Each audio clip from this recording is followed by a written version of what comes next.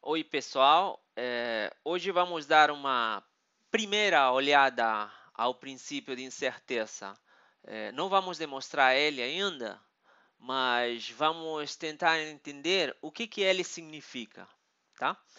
Imagine uma corda de 50 metros e você aqui nessa primeira situação, você sacode essa corda pela extremidade ritmicamente, para cima e para baixo, para cima e para baixo, para cima e para baixo.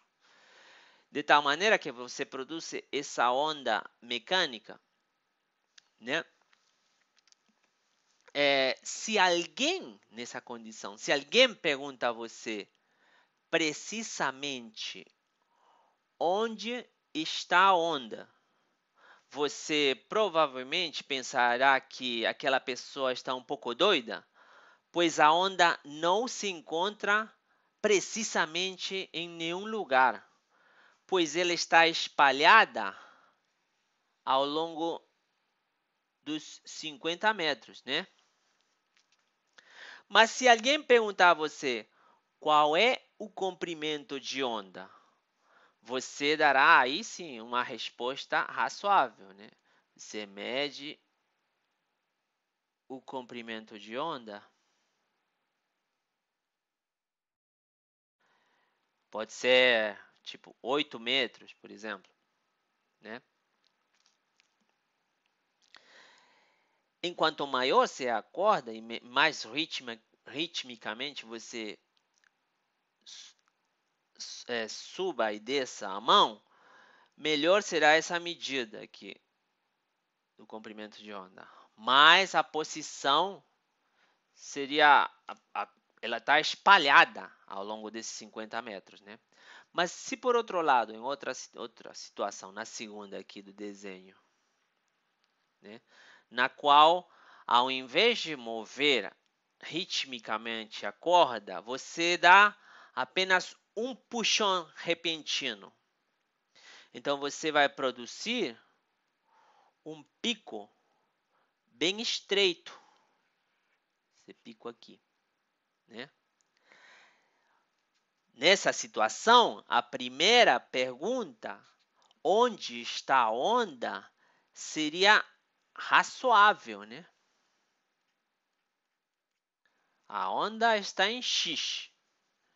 Mas a segunda pergunta, qual é o comprimento de onda, seria estranha. Essa onda, esse pulso aqui, ele não é nem periódico para falarmos de comprimento de onda, né? Esses são dois casos extremos e, obviamente, você pode imaginar casos intermediários, né? Mas existe uma compensação, uma contradição da qual não podemos escapar. Quanto mais precisa a posição da onda, menos preciso será o seu comprimento de onda. E isso se aplica para qualquer fenômeno ondulatório. Então, isso também deve ser válido. Deve ser válido para a função de onda da mecânica quântica.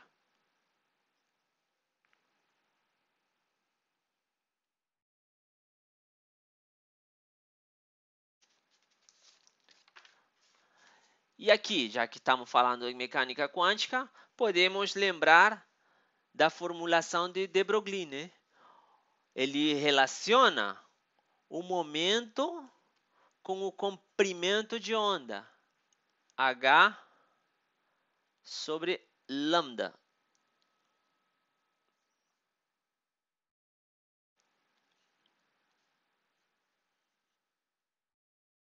Então, quando você tem um espalhamento na função, no comprimento de onda, né? Que é esse segundo caso, né? Um espalhamento, em ele seria a mesma coisa que um espalhamento no momento. Ou se você mede também precisamente o comprimento de onda, você medirá precisamente o momento. Então, falar de um É a mesma coisa que falar do outro. Então, qual seria a observação geral que temos aqui? Aí abro o meu Scratch, que aí está escrito que agora eu troco, em vez de colocar momento, comprimento de onda, eu direi momento. Enquanto mais precisa é a determinação da posição da partícula, o x, né? Menos precisa será a determinação do seu momento, o p. É isso, quantitativamente, se expressa assim: sigma de x vezes sigma de p é maior ou igual a h cortado sobre 2, onde σx é o desvio padrão da posição da partícula e σp é o desvio padrão do momento da partícula. Essa aqui é a famosa relação, princípio, de incerteza de Heisenberg.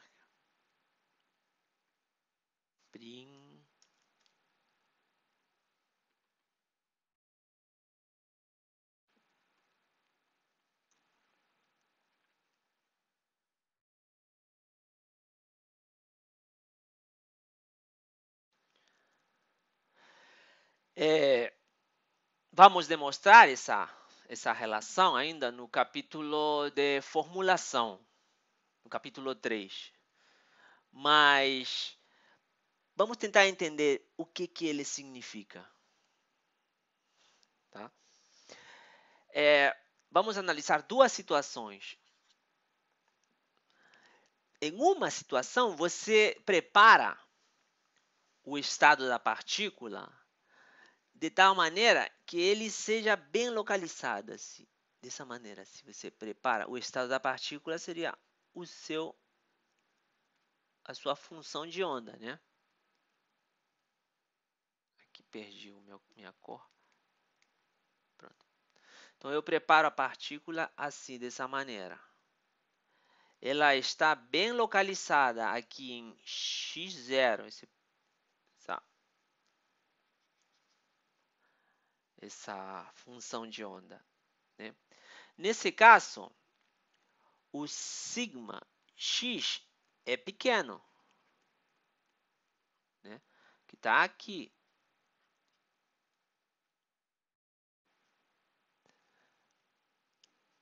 Mas, porque e foi assim porque você preparou dessa maneira, né?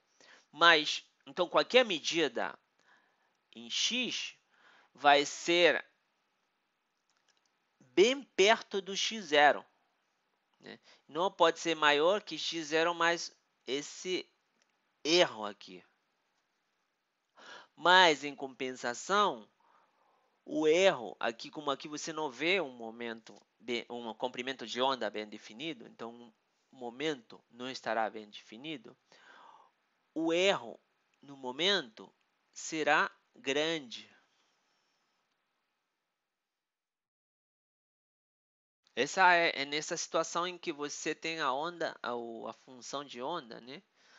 De tal maneira que a posição esteja bem localizada. Mas em essa outra situação extrema, a posição, quando você meça a posição da partícula, você pode medir ela aqui, um x1 aqui, ou pode medir ela aqui, ou pode encontrar ela aqui. Né? O intervalo onde você pode encontrar essa partícula é grande. Então, o sigma x, nesse caso, né, é grande. E aqui, como o comprimento de onda está bem definido, né, o sigma p o erro que você cometeria em medir o momento será pequeno. Tá? Daí vem, isso aqui pode ser demonstrado através de teorema de Fourier. E daí é onde vem essa relação de incerteza de Heisenberg. Tá? Vamos ao seu dever de casa, então.